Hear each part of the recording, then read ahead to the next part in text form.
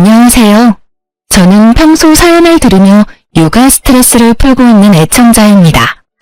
사연을 듣다 보니 참 다양한 이혼 사유들이 있던데 저 역시 소개된 사연 못지않게 경악스러운 이혼 사유로 이혼하게 되어서 이렇게 사연을 보내봅니다.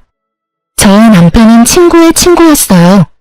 그러니까 한 남자인 친구를 중심으로 남편은 친구의 초등학교 때부터 친구, 저는 그 친구의 고등학교 때부터 친구였어요. 20대 중반이 넘어갈 때쯤 이야기로만 듣던 남편과 술자리를 하게 되었고 그 이후 저희는 친하게 지내며 함께 시간을 보내곤 했죠. 남편과 저는 어느 날부터 서로를 좋아하게 되었고 친구 역시 여자가 생겨 4명이서 함께 잘 어울려 다녔죠. 결혼 역시 저희 부부가 먼저 하고 2달 뒤에 친구 커플도 결혼하게 되며 더욱 사이는 돈독해졌어요. 그렇게 저흰 변하는 계절마다 함께 여행도 다니며 출산도 비슷한 시기에 하게 되는 둘도 없는 친구 사이가 되었어요. 출산을 하고 난 직후를 제외하곤 자주 왕래하며 지냈어요. 함께 육아를 하기도 했고 문화센터도 함께 다니며 많은 시간을 함께 보내곤 했어요. 아기들이 돌이 지나고 난 뒤에는 각자 친정 또는 시댁의 아기를 맡기곤 부부들끼리 여행도 다니곤 했어요. 그런데 생각조차 하지 못했던 곳에서 문제가 생겨나더라고요. 그건 바로 남편의 행동이었어요. 그날도 아기는 시댁에 맡기고 부부 동반 여행을 떠났고 주변을 산책 겸해서 구경하고 있는데 벌 2마리가 주변을 맴돌기 시작했어요. 저와 친구의 아내는 소리를 지르며 호들갑을 떨기 시작했고 남편과 친구는 벌을 쫓아내기 바빴어요. 그런데 문제는 여기에서 일어났죠. 아니 글쎄 친구는 그렇다 치고 남편까지 친구 아내 옆에 붙어 벌을 쫓아내고 있는 것이 아니겠어요? 친구야 자기 아내의 옆에서 벌을 쫓는 것이 당연했지만 내 남편이 친구 아내의 옆에 붙어 그러고 있는 것은 참 이상할 뿐더러 그 행동에 대한 서운함은 엄청나게 크더라고요. 제가 서운함의 남편을 보고 있으니 남편이 이렇게 변명을 하더군요. 아니 그게 아니라 이쪽에 벌이 더 많아서 쫓다 보니 이렇게 됐네. 당신 괜찮아? 쏘이진 않았어? 이제 와서 걱정한다고? 그쪽에서 그렇게나 열심히 쫓아내놓고? 에이 미안해. 내 맘 알지? 벌이 있는 쪽은 제 쪽이었는데도 불구하고 남편은 친구 아내가 있는 쪽에 벌이 많았다며 변명하더군요. 빠른 사과를 하는 남편을 보며 애써 서운한 마음을 억눌렀지만 알게 모르게 친구 아내를 챙기는 모습에 그 서운함은 점점 쌓여갔어요. 그렇게 숙소에 도착했고 저의 서운함은 그만 폭발하고야 말았습니다. 숙소에 도착한 저희는 역할 분담을 하기로 했고 남자들은 짐을 옮기고 여자들은 고기와 새우를 구우며 간단한 식사 준비를 하기로 했죠. 친구 아내와 저는 고기와 새우를 굽기 시작했고 갑자기 새우 껍질 파편 같은 것이 딱 소리를 내며 제 얼굴에 튀어버렸어요. 전 너무 놀라고 아파 악소리를 냈고 친구 아내는 다치진 않았지만 소리에 놀라 악 하고 소리를 지르더군요. 저희의 소리를 들은 남편이 달려와 상황을 대충 살폈고 사왔던 얼음을 봉지에 넣은 후 수건으로 감싸더군요. 전 당연히 저를 위한 것이라 생각했고 손을 내밀었어요. 하지만 그 얼음은 제가 아닌 친구 아내의 얼굴로 향했고 전 그 순간이 너무 당혹스럽더라고요. 하지만 저보다 더 당황한 친구의 아내가 멋쩍은 듯 자신은 다치지 않았고 제가 다쳤다며 얼음을 저에게 내밀었고 전 순간 기분이 팍 상하며 서운함이 폭발해버렸죠. 자기 눈에는 다친 내가 안 보여? 누가 봐도 다친 쪽은 나잖아. 진짜 미안. 순간적으로 너무 놀라서 그랬어. 그것도 변명이라고 해? 순간적으로 놀란 상황이었다면 더더욱 그 얼음은 내 얼굴로 왔어야지. 지의 얼굴이 아니라. 그게 진짜 미안. 순간 보이는 게 지혜씨 놀란 얼굴이라서 손이 먼저 나갔나 봐. 당연히 여보부터 챙겼어야 했는데 먼저 보인 얼굴이 지혜씨라서 나도 모르게 그만. 정말 미안해. 그 말도 정말 황당한 거 알아? 지혜만 소리를 지른 것도 아니고 나도 소리 질렀는데 어떻게 내가 아닌 지혜를 먼저 볼 수가 있어. 난 당연히 다쳤을 거라 생각했다니까. 아니 그리고 생각해보니까 내가 마냥 미안하다고 하는 것도 이상하지 않아? 난 정말 지혜씨가 다치고 당신은 괜찮은 줄 알았어. 너무 놀란 상태였고 그 순간 처음 보인 게 나랑 마주보는 자리에 있던 지혜씨였으니까. 그래서 지혜씨한테 얼음을 챙겨준 것뿐이야. 그게 그렇게 잘못된 행동이야? 당신이 이렇게 화낼 만큼? 당신은 지금 내 말을 하나도 이해하지 못했구나. 내가 왜 섭섭해하는지도 내가 왜 화가 났는지도 전혀 모르고 있고 당신이 이런 사람인 걸 아니까 더 화가 나는 거야. 남일이라면 그게 설사 나라도 이렇게나 관심이 없는데 오늘 당신 행동은 유독 거슬리잖아. 당신은 모르겠어? 당신 오늘 행동 이상한 거? 남편은 제 말에 아무 말도 못하더라고요. 저는 그 모습에 더욱 화가 났지만 더는 친구 부부 앞에서 심한 꼴을 보이고 싶지 않았기에 흥분을 가라앉히고자 방으로 들어와 버렸어요. 혼자가 되자 서러움이 복받쳐 눈물이 나기 시작했고 곧 주체할 수 없이 눈물이 나오더라고요. 그 순간 친구의 아내가 방으로 들어왔고 울고 있는 저를 보고선 괜히 자신이 미안하다며 저를 달래주기 시작했어요. 혜진아, 울지 마. 아, 괜히 나 때문에 내가 미안해. 네가 왜 미안해? 잘못은 내 남편이 했는데 네가 미안해할 이유 전혀 없어. 그게 아니라 사실은 내가 요즘 우울증 증세가 좀 심해졌거든.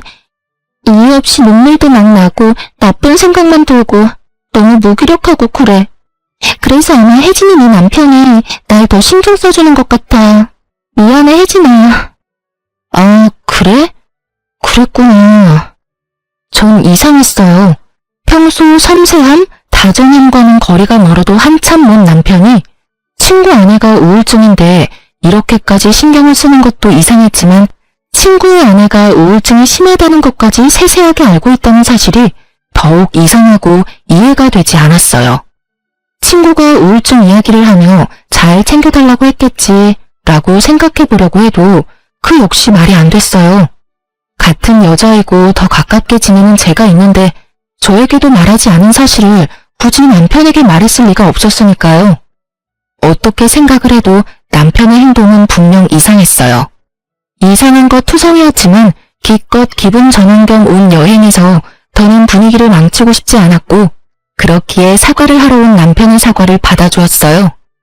그렇게 분위기를 맞춰주며 나름 여행을 잘 마무리할 수 있었고 그날 이후 전 남편의 행동을 자세히 살피기 시작했어요. 남편에게 별다른 특이점은 보이지 않았고 변한 것이 있긴 했는데 저와 딸에게 더 신경을 써주며 더욱 잘 대하려고 노력한다는 것이었어요. 그런 모습을 보면 괜히 억측이었나 하는 생각이 들었고 그렇게 전 남편을 향한 미운 시선을 거두고 다시 남편과 잘 지내며 평소와 다름이 없는 일상을 보냈어요.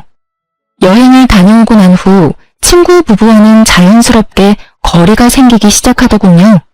그 이유는 저희 부부의 다툼 때문이었는데 그런 이유로 다투고 나니 친구 부부를 보는 것이 좀 꺼려지더라고요. 그래서 저희 만나는 날이 줄어들었고 점점 그날의 일을 잊어가고 있었어요. 그날의 일을 잊어가는 만큼 친구 부부와 저희 부부 사이에 갯돈이 쌓여갔고 저흰 이번 여행을 마지막으로 걔는 더 이상 하지 않기로 결정하고 오랜만에 마지막 여행을 떠나게 되었어요. 시간도 꽤 흘렀고 그때의 감정은 많이 무뎌진 상태였기에 비교적 설레는 마음으로 여행을 떠났고 숙소를 보는 순간 정말 오길 잘했다는 생각이 들더군요. 그 당시 갯돈이 많이 모이기도 했지만 비수기 평일이었던 터라 꽤 좋은 독채를 빌릴 수 있었고 생각보다 더 좋은 독채의 구성에 기분이 절로 들뜨게 되었어요. 이번이 마지막 여행이라는 것이 너무 아쉬운 만큼 즐거운 시간을 보냈고 그 즐거움은 저녁 술자리까지 이어졌어요. 술을 꽤 즐기고 잘 먹는 세 사람과는 달리 전 술을 즐기지도 잘 먹지도 못했기에 취기가 오르려고 할 때쯤 저는 먼저 자겠다며 방으로 들어왔고 눈 떠보니 아침이더라고요. 당연히 옆에서 자고 있겠지 했던 남편은 제 옆에 없었고 제 옆이 아니면 당연히 거실에는 있어야 할 남편의 모습은 거실에서도 보이지 않았어요. 저는 혹시나 하는 마음에 친구 부부의 방문을 살짝 열어보았고 침대엔 친구 부부가 자고 있더군요. 그 순간 안도감이 들며 문을 닫으려는 순간 남편이 보이는데 제 눈을 의심했습니다. 글쎄 남편이 침대 옆에 누워 친구 안의 손을 잡고 잠이 든 것이 아니겠어요? 그 모습을 본 순간 완벽한 여행은 순식간에 최악의 여행이 되어버렸고 남편을 향해 소리를 질러버렸어요. 야, 너 도대체 뭐 하는 짓이야? 저의 고함에 세 사람은 누가 먼저라고 할 것도 없이 일어났고 다들 제가 왜 그러는지 사태 파악을 하느라 정신이 없어 보이더라고요. 남편과 친구의 아내는 여전히 손을 잡고 있었고 그 모습을 친구가 먼저 발견하게 되었죠. 여보, 지금 다은이랑 손 잡고 있는 거야? 두 사람이 손을 왜 잡고 있어? 친구의 물음에 그제야 손을 잡고 있다는 것을 인지한 두 사람이 서둘러 손을 놔버렸지만 이미 늦은 일이었죠. 저와 친구의 표정은 걷잡을 수 없이 굳어지고 있었으니까요. 저도 저였지만 친구 역시 화가 많이 난 듯했어요. 꽤 오랜 시간 친구를 봐왔지만 처음 보는 표정이었으니까요. 친구는 아무 말이 없었고 분위기는 급격하게 무서워질 때 남편이 변명을 하기 시작하더라고요. 우혜야, 정말 생각하고 있는 그런 이상한 거 아니야. 내 말 좀 들어봐. 어제 우리 전부 다 과음해서 다 취했었잖아. 나도 취해서 당연히 당신 손인 줄 알고 잡고 잠들었어. 난 정말 당신 손인 줄 알았다고. 어떻게 보면 참 그럴싸한 변명이었지만 어떻게 들으면 성의가 조금도 없는 변명이었죠. 전 더는 그 자리에 있고 싶지 않았고 아무 말도 하지 않은 채 제 짐만 챙겨 혼자 차를 끌고 집으로 돌아와 버렸어요. 돌아오는 내내 생각하고 또 생각했지만 말이 되지 않는 상황이었기에 화가 가라앉기는커녕 더욱 끓어오르기만 하더라고요. 그렇게 화를 삭히지 못하고 집안을 걸어다니고 있으니 친구의 차를 얻어 타고 온 남편이 들어왔고 자신을 노골적으로 피하는 저를 붙잡더니 변명을 토해내기 시작하더군요. 여보, 진짜 오해야. 내 말 좀 들어줘. 우리 어제 마지막 여행이기도 했고 여행 내내 즐거워서 내가 좀 들떴었나 봐. 그래서 그런지 술이 취하는 줄도 모르고 마셔댔어. 그러다 취해서 방을 잘못 찾아갔었나 봐. 이 모든 게 과음한 상태에서 방이 헷갈리는 바람에 일어난 해프닝일 뿐이야. 그러니까 그 오해 좀 풀어주면 안 될까? 나 정말 당신이 생각하는 그런 거 아니야. 그게 말이 돼? 그렇다고 방을 헷갈려? 아니, 너무 취해서 방 정도는 헷갈릴 수도 있다고 쳐. 버젓이 두 사람이 침대에 누워있으면 당연히 그 방에서 나와야 하는 거 아니야? 그리고 아무리 취해도 당신 내 손 잡고 잔 적도 없었잖아. 그래서 말했잖아. 내가 좀 들떴었다고. 기분도 좋고 하니까 자는 당신 손이라도 잡고 싶었나 보지. 웃긴다 참. 당신 혹시 지혜한테 관심 생겼니? 그래서 그렇게 말도 안 되는 짓을 하는 거야? 그게 무슨 말이야 도대체. 지혜 씨는 내 친구랑 결혼한 여자야. 그런 여자를 내가 왜 좋아해? 아무리 화가 났다고 해도 말은 좀 가려가면서 해. 내가 오죽 답답했으면 이래? 오죽 이 상황이 이해가 안 되면 그런 더러운 상상까지 하겠냐고. 내가 진짜 미안. 그런데 정말 나 거짓말하진 않았어. 제발 좀 믿어줘. 아무리 남편 말이 사실이라고 한들 남편이 친구 아내의 손을 잡고 자던 모습은 머릿속에서 사라지지 않더라고요. 그 잔상이 남아있으니 남편의 말도 믿기지 않았고요.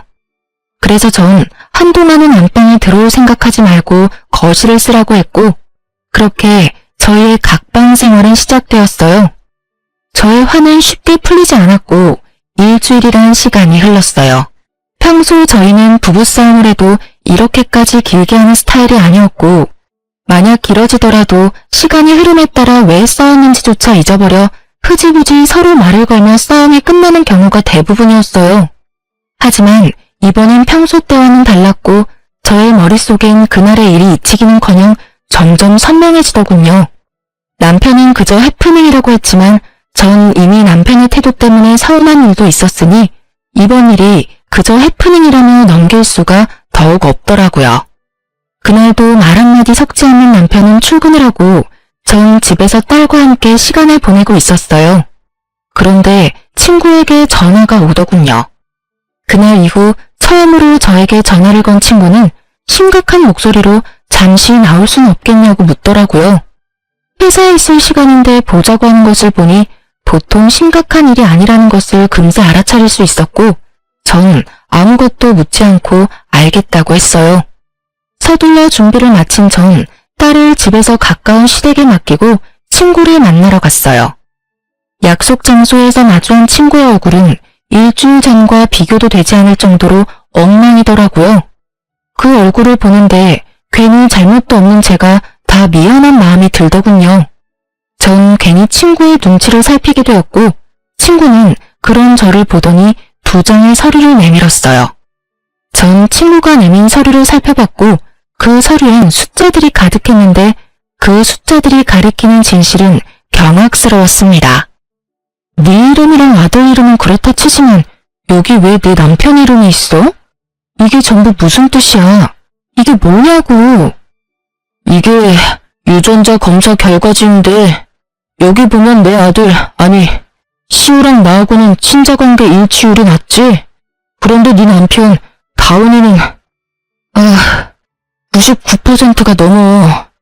이 말이 뭐냐면 시우는 내 아들이 아니라는 말이야. 뭐? 그럼 시우가 내 남편 자식이라는 그 말이야? 저의 물음에 친구는 고개를 끄덕였고 전 상상치도 못한 진실에 정신을 못 차리고 멍하니 있었죠.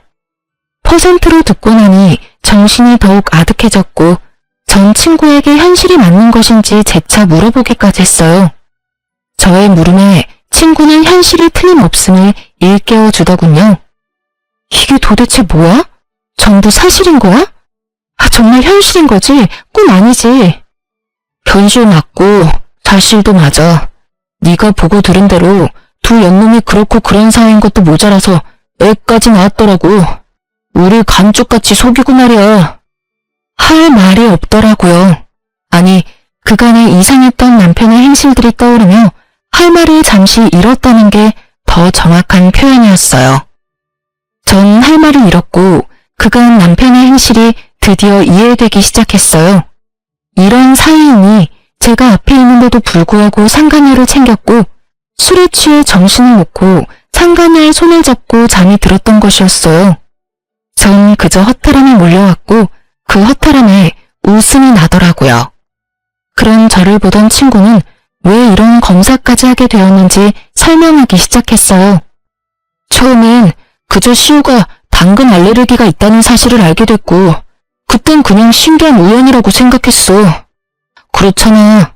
제일 친한 친구가 당근 알레르기 있는데 내 아들도 당근을 먹더니 온몸에 두드러기가 나니까. 심지어 증상도 네 남편이랑 똑같았는데도 그런 쪽으로 생각도 안 해봤으니 그저 신기하다고만 생각했던 것 같아. 그런데 점점 이상한 거야.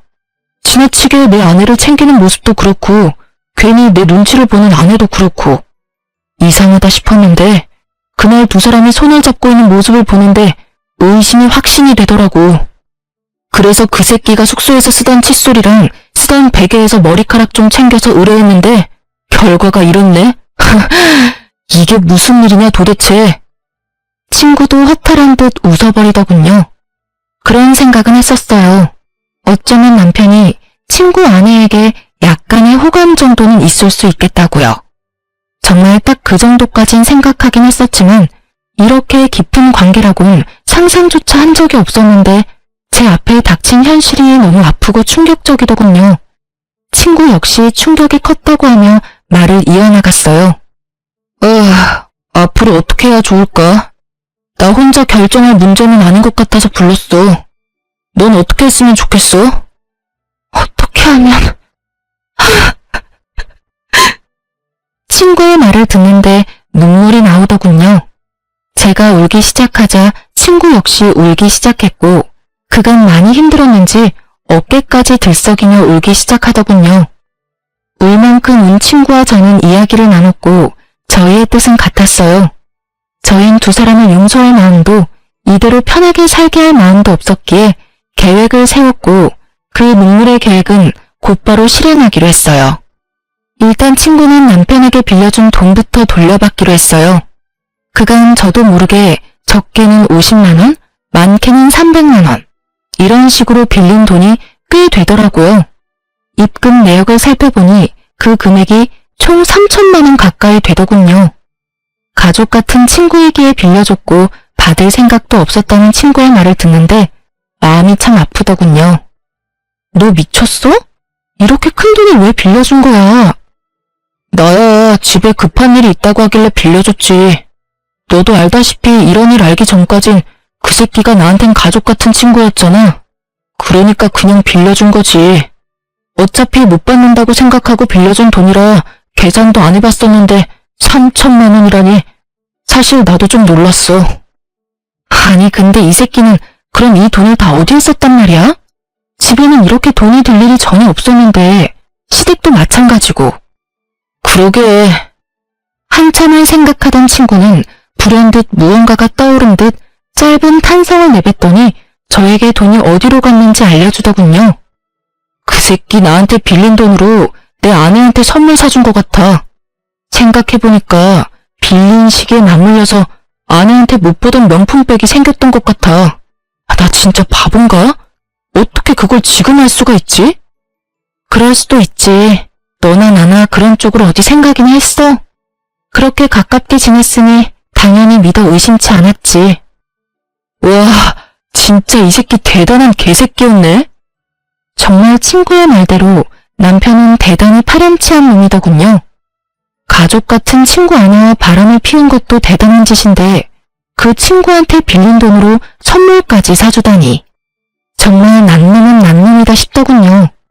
분노에 찬 친구는 당장 돈을 갚아달라고 문자를 보내고 난 후 자신이 증거를 충분히 모았다며 카톡 대화 내용, 함께 찍은 사진 등을 저에게 나눠주더군요. 친자 검사 결과지 복사본도 챙겨주었고요. 전 그 모든 증거를 잘 챙겨 시댁으로 향했어요. 딸을 데리러 가는 목적도 있었지만 더 큰 목적이 있는 시댁 방문이었어요. 평소 아버님은 입버릇처럼 이런 말씀을 하시곤 했어요. 어머님 역시 같은 생각이었고요. 둘 다 잘 듣거라. 부부 사이에 다른 건 몰라도 폭력, 외도는 사람이 해서는 안 되는 짓이다. 폭력에는 언어폭력도 당연히 포함되고 외도엔 정신적인 교류도 포함되는 거란다. 혹시나 만에 하나라도 이런 짓거리를 하다 걸리는 날엔 그 누가 되었든 난 절대 용서하지 않을 테니 잘 새겨들어. 이런 당부를 남편뿐 아니라 저 역시 귀에 못이 박힐 정도로 들었던 터라 모든 사실을 일단 아버님과 어머님께 알리기로 한 것이었죠. 시댁에 들어선 저의 낯빛이 심상치 않음을 눈치챈 어머님은 저에게 무슨 일 있냐며 제 표정을 살피기 시작했어요. 아가, 무슨 일이 있니? 표정이 너무 안 좋구나. 아버님 오시면 말씀드려도 될까요? 두 번 말하기엔 제가 너무 힘들어서요. 그래? 네가 정 그렇다면 그렇게 하려무나. 일단 좀 앉아. 안색이 너무 안 좋아. 저를 소파에 앉힌 어머님은 아버님께 전화를 걸어 집에 일이 있으니 일찍 들어오라는 말을 전했고 얼마 지나지 않아 아버님이 들어왔죠. 급히 오신 듯 숨을 헐떡이는 아버님에게 어머님은 물을 한 잔 떠다 주셨고 전 그런 아버님 앞에 자리를 잡고 앉았어요. 그래, 무슨 일인지 말해보렴. 아버님, 우선 이것부터 좀 보세요. 아버님은 제가 내민 검사 결과지와 외도 증거들을 살펴보셨고 이내 충격이 크신 듯 눈을 감아버리시더라고요. 그러셨겠죠. 친구와 남편은 앞서 말했듯이 초등학교 때부터 친했으니 시댁에도 자주 오가며 그야말로 가족같이 지낸 친구였고 그랬기에 시부모님들 역시 친구는 물론이고 친구의 아내까지 일면식이 있는 사이였으니 그 충격은 더욱 크실 수밖에요. 아버님에게 있던 서류와 증거들은 이내 어머님의 손으로 넘어갔고 이내 어머님의 입에서 어머니 하는 소리가 나오고서야 아버님은 감았던 눈을 뜨시더라고요. 아버님은 일단 저를 안쓰러운 눈빛으로 바라보셨어요. 넌 괜찮니? 상처 많이 받았지? 괜찮다고 하면 거짓말이고 좀 힘들어요, 아버님. 어떻게 이런 일이 현실에서 일어날 수 있는지 사실 아직까지 믿기지도 않고요. 그런데 믿지 않기엔 이렇게나 증거들이 넘치니 참 암담하네요. 그래, 당연히 그럴 게다. 일단 다 여기로 불러야겠구나. 당사자들이 다 모여야 뭐든 할 수 있을 테니 그동안 넌 안방에라도 가서 좀 쉬려무나. 아니에요, 아버님. 전 여기서 그냥 앉아있어도 충분히 편해요. 그래, 너 편한 대로 하렴. 저의 심정을 들으신 아버님은 누르던 화가 이따금씩 솟아오르시는지 노발대발하시며 혼잣말로 화를 내시기도 하고 아무 말 없이 가슴을 치시기도 하더군요. 그렇게 화를 애써 삼키시던 아버님은 이내 전화를 걸어 이 사건의 당사자인 남편과 친구 부부를 시댁으로 불러 모았고 제일 먼저 도착한 것은 다름 아닌 남편이었습니다. 남편은 아무것도 모른 채 밝게 웃으며 시댁으로 들어오더군요. 표정을 보아하니 저도 있다는 말을 듣고 드디어 우리가 화해라도 한다고 생각한 모양이었어요. 하지만 남편의 그런 헛된 기대는 산산이 부서지고야 말았죠. 시댁에 발을 들인 남편을 보자마자 아버님이 곧장 남편에게로 다가가 따귀를 날리셨으니까요. 남편은 영문도 모른 채 맞아버린 상황이 되었고 놀란 토끼눈을 하고선 입을 열더라고요. 아니 아버지, 갑자기 왜 이러시는 거예요? 이유는 말씀해주고 때려도 때리셔야죠. 남편은 따지듯 아버님께 물었고 아버님은 대꾸할 가치도 없다는 듯 한 번 더 남편의 따귀를 때리시더군요. 상황이 이렇게 되자 남편은 드디어 상황이 범상치 않음을 깨달은 듯 입을 다물고 있었고 곧 시끄러워질 것을 예상하신 어머님은 품에서 곤히 자고 있는 손주를 안고서 방으로 들어가시더라고요. 아버님은 그제야 남편에게 소리를 고래고래 지르시며 참았던 화를 쏟아내시기 시작했어요. 너 같은 놈이 내 자식이라니 내가 부끄러워서 고개를 들고 다닐 수가 없구나. 내가 널 이리도 잘못 키운 줄도 모르고 남의 집 귀한 딸한테 장가를 보냈으니 이 죄를 어떻게 다 갚느냐 말이다. 네가 제정신인 거야? 아니, 인간은 맞는 게야? 어떻게 인간이라는 것이 절대 해선 안 되는 그딴 짓을 하고도 고개를 빳빳이 쳐들고 다닐 수 있단 말이냐? 너 하나 때문에 지금 몇 명이나 상처받고 인생이 망가졌는데 네가 웃어? 난 너 같은 자식은 필요 없다. 앞으로는 자식 하나 없는 셈 치고 살 테니 너도 그런 줄 알아. 아직까지도 영문을 알 수 없는 남편은 분노가 극에 달한 아버님이 무섭긴 했는지 아버님에게서 한 발 물러서며 이렇게 말하더군요. 아버지, 갑자기 왜 이러시는지 이유라도 설명해 주세요. 저도 뭘 알고 혼나도 혼나고 맞아도 맞아야죠. 아직도 감도 못 잡은 꼴이라니. 이렇게까지 내가 화를 내는데 그 이유를 정녕 모르는 게야? 네가, 네 놈이 감히 내가 그렇게 당부했건만 감히 바람을 피워? 그것도 가장 친한 친구 아내를 상대로? 아버님의 말에 남편의 얼굴이 그야말로 사색이 되어 가더군요. 그러면서 저를 한번 쓱 보더니 변명을 하기 시작했어요.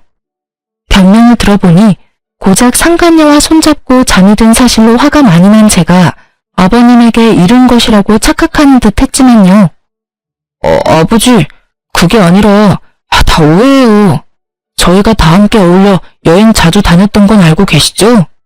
무슨 말을 어떻게 들으셨는지 모르겠지만 그 일도 단순하게 술을 많이 먹고 일어난 실수 같은 일이었어요. 집사람한테도 충분히 설명을 했는데 집사람은 아직 화가 풀리지 않았고요. 하지만 집사람이 생각하는 것처럼 절대 바람을 피운 사실은 없어요. 정말이에요. 맹세할 수 있어요. 아버님이 모든 사실을 다 알고 있다는 사실을 전혀 모르는 남편놈은 맹세라는 단어까지 써가며 자신의 억울함을 털어놓았고 그런 남편의 거짓말에 더욱 화가 난 아버님의 손이 다시 올라가는 순간 친구 부부가 배를 눌렀고 일단 상황은 잠시 멈추게 되었어요. 살얼음판 같은 분위기와도 같은 상황에서 등장한 두 사람의 반응은 그야말로 극과 극이더군요. 많은 것을 각오한 듯한 비장한 표정의 친구는 아버님께 간단한 목례를 한 뒤 저의 근처에 자리를 잡고 섰고 무거운 분위기에 살짝 겁을 먹은 듯한 상간녀는 자신의 남편을 따라 목례를 한 뒤 제 옆에 딱 붙어 앉더라고요. 전 그런 상간녀에게 살짝 떨어지며 말했어요. 내 옆자리 말고 넌 저기에 가서 앉아. 이렇게 말하며 제 남편의 옆자리를 가리켰고 무슨 일인지 전혀 알지 못하는 상간녀는 많이 의아해하면서도 심상치 않은 분위기에 제 말대로 남편의 옆으로 가더군요. 그리고 아버님의 말씀에 따라 불륜의 증거들이 거실 바닥에 흩날리며 긴 이야기가 시작되었어요. 너 방금 오해라고 그랬지? 이걸 보고도 그런 말이 나올 수 있는지 어디 보자. 아버님께서 나열한 증거들을 보던 두 사람은 동공이 흔들리기 시작했고 유전자 검사 결과지에서 한눈에 보기에도 알 만큼 심하게 동공이 흔들리더라고요. 그보다 더 확실한 외도 증거가 있음에도 불구하고 변명할 말이 있는지 남편과 상간녀의 입에서 변명의 말들이 쏟아져 나왔고 그 말들은 상황만 더욱 악화시킬 뿐이었어요. 그게 아니라요.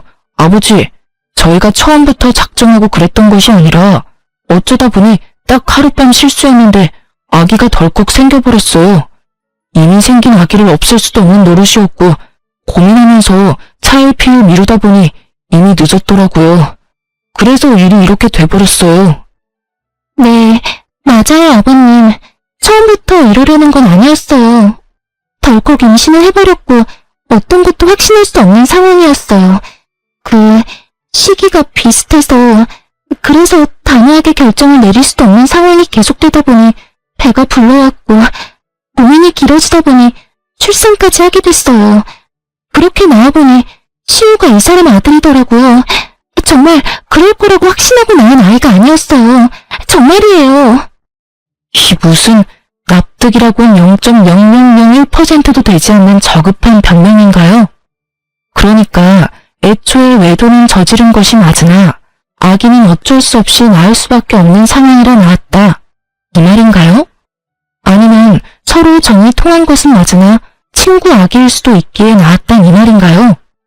이 말이든 저 말이든 친구와 제가 가장 중요하게 여기는 외도 사실은 틀림이 없었고 아버님은 개똥 같은 변명에 크게 화를 내시곤 저와 친구에게 의견을 물어보더군요.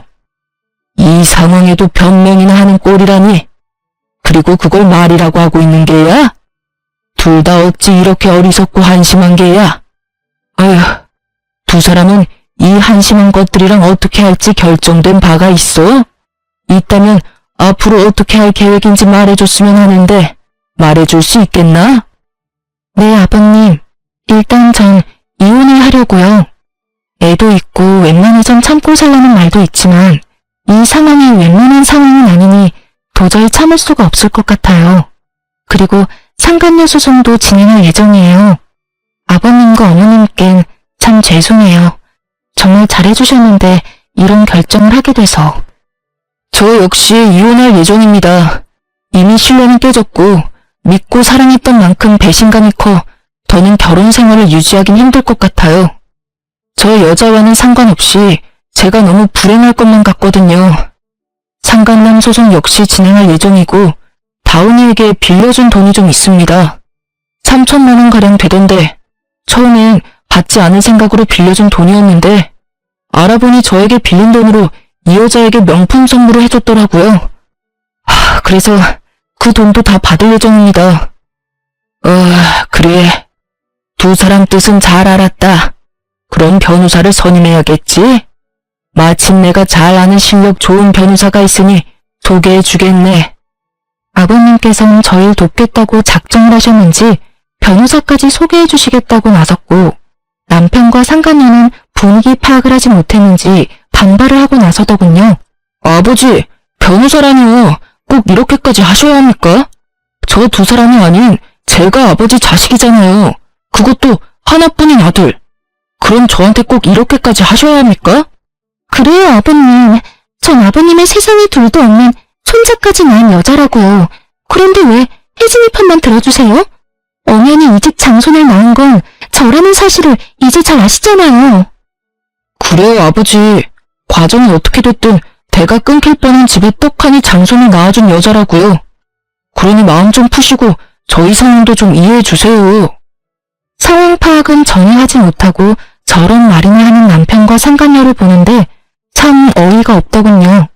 이 와중에 장손 타령이라니 인간의 탈을 쓰고 어찌 저리 뻔뻔할 수가 있었을까요? 다름 아닌 저와 친구가 떡하니 보고 듣고 있는 걸 잊었을 리 없을 텐데요. 오만 생각이 다 드는 그 상황에서 한 가지는 분명하더군요. 저 두 사람은 저와 친구에게 미안한 마음이 조금도 없다는 것을요. 그렇지 않고서야 모든 사실이 밝혀진 지금 저희에게 사과는커녕 미안하단 눈빛조차도 보내지 않을 리가 없었을 테니까요. 상황이 이렇게 되자 전 어떻게 해서든 두 사람을 나락으로 떨어뜨려버리고 싶었어요. 남편을 너무 사랑했던 만큼 배신감 역시 엄청났으니까요. 아버님 역시 이런 제 마음을 100번 이해한다는 듯 부들부들 떨고 있는 제 손을 토닥여주시면서 남편을 향해 호통을 치시더군요. 하나뿐인 아들? 내 말을 잊은 게야? 난 분명 너 같은 자식은 이제 없는 셈 친다고 하지 않았느냐? 다시 한번 말해주마. 오늘부터 넌 내 자식이 아니다. 즉, 연을 끊자 이 말이야. 그러니 자연스럽게 그 아이도 내 손주가 아니다. 아이라도 들이밀며 어떻게 해서든 나한테 비벼볼 생각이라도 하려 들거든. 쓸데없는 짓이니 괜히 아이만 더 불쌍하게 만들지 말란 말이다. 아버지, 그래도 제가 아버지 자식인데 연을 끊겠다니 그 무슨 어떻게 저한테 이렇게까지 매정하실 수가 있어요. 박다훈, 내가 이 이름을 지을 때 얼마나 행복했는지 넌 모를 거다. 그 행복했던 기억과 감정이 아직 내 마음과 머릿속에 남아있는데 내가 이렇게까지 할 땐 그만한 잘못을 네가 저질렀다는 생각은 못하는 게야? 아무리 제가 잘못했다고 한들 혜진이는 엄연한 남이고 제가 아버지 핏줄이잖아요. 핏줄이기에 이러는 것이다. 내 핏줄이기에. 난 네가 모든 사실이 밝혀진다면 적어도 혜진이한테 사과라도 할 줄 알았다. 비록 그것이 눈에 훤히 보이는 거짓 사과라고 하더라도 네가 최소한 사람 새끼가 맞는다면 네가 큰 배신을 한 혜진이에게 사과라도 할 줄 알았다 이 말이다. 그런데 넌 어떻게 했느냐? 혜진이를 보기는커녕 시종일관 어떻게 해서든 교묘한 수로 상황을 피해가려는 행동만 하고 내 눈치만 살피면서 내 마음만 풀어보려고 하지 않았느냐? 그제야 남편은 저와 친구를 바라보더군요. 여보, 미안해. 너한테도 내가 할 말이 없다. 그런데 정말 작정하고 두 사람을 속인 건 아니었어. 그것만은 믿어줘. 이때껏 아무 말도 없다가 기껏 한다는 말이 저 따위더라고요. 얼마나 어이가 없었으면 그 심각한 상황에 코웃음이 다 나더군요. 작정한 게 아니야? 정말 그랬다면 모든 사실을 알았을 때라도 두 사람이 만나지 말았어야지. 관계를 끊었어야지. 적어도 우리한테 그 정도 예의는 지켜줬어야지. 그 당연한 예의도 지키지 못했으면서 작정하고 속인 게 아니야. 넌 지금 그걸 사과라고 하며 그걸 변명이라고 짓거리는 거야? 할 말이 없으면 차라리 하지를 마. 그 편이 덜 비참해. 아니야. 정말 미안해. 진심이야. 진심이라는 남편의 말과는 달리 그 눈동자엔 어떠한 미안함도 담고 있지 않더군요. 그 눈빛을 보는데 절망감조차 느껴지지 않더군요. 친구 역시 저와 같은 마음인 듯 남편을 바라보는 눈빛에 기대라곤 찾아볼 수 없더라고요. 그런 남편의 눈빛과 저의 마음을 아버님 역시 알아채시고 말하셨죠. 그걸 진심을 담아서 한 사과라고 하는 것이냐? 난 너를 이렇게 파렴치한 놈으로 키운 적이 없는데 네가 이렇게 컸다면 그 역시 내 탓이라고 생각한다. 그렇기에 더욱 난 너를 자식으로 받아들일 수가 없는 게야. 난 내 하나뿐인 자식을 보지 않는 것으로 자식을 잘못 키운 벌을 받을 생각이다. 네 엄마도 내 뜻을 따르기로 했고 그러니 더는 설득할 생각 말고 이 집에서 나가거라. 그리고 두 번 다신 이 집에 발도 들이지 말거라. 그렇게 상황은 마무리되었고 한동안 제 마음은 편치 않았어요. 아버님이 평생 아들을 보지 않는 것으로 자식 역시 벌을 받는다는 말이 가슴에 깊게 남아 마음이 참 아프더라고요. 평소 아버님이 남편을 얼마나 아끼고 사랑했는지를 누구보다 잘 알았기에 더욱 그 아픔이 크게 다가왔던 것 같아요. 친구와 전 아버님께서 소개해주신 변호사분을 만나 충분한 상담을 한 후 이혼과 상간남, 상간녀 소송을 진행하기로 했어요. 그렇게 이혼이 진행되는 사이 아버님이 그간 가족으로 살 수 있어 여러모로 고맙고 행복했다며 살고 있는 집 명의를 아버님 명의에서 제 명의로 돌려주시더라고요. 이까짓 걸로 제 마음을 풀어보려는 것이 아니라며 그저 자신이 줄 수 있는 양육비이자 위자료라고요. 혼자 딸을 키워나가는 것이 제가 예상하는 것보다 훨씬 힘이 드는 일이라는 걸 저는 알고 있었고 그렇기에 전 그저 감사하다며 받았습니다. 소송이 시작되었고 생각보다 그 과정은 더 치열하고 더럽더라고요. 하지만 증거는 더할 나위 없이 명확했고 저와 친구는 원하는 대로 소송을 마칠 수가 있었어요. 결혼할 때도 맨몸으로 시집왔던 상간녀는 위자료를 감당할 여유 따윈 없었고 상간녀에 대한 마음이 진심인 전 남편이 자신의 위자료와 상간녀의 위자료까지 감당하고 나서더군요. 한 푼도 빼지 않고 다 받을 수 있다는 안도감과 함께 배알이 꼬이는 것은 어쩔 수 없더라고요. 사람 감정이란 게 참 마음 같지 않다는 걸 다시 한번 깨달았네요. 그렇게 전 남편은 빚더미에 앉게 되었어요. 외도를 저지른다고 모은 돈도 없는 상태에서 상간녀의 위자료도 감당해야 했고 친구에게 빌린 돈도 한꺼번에 변제해야 했으니 그건 당연한 결과였어요. 두 사람은 좁은 원룸에서 살림을 시작했다는 소식이 들려왔지만 그 눈물겨운 사랑도 찰나더군요.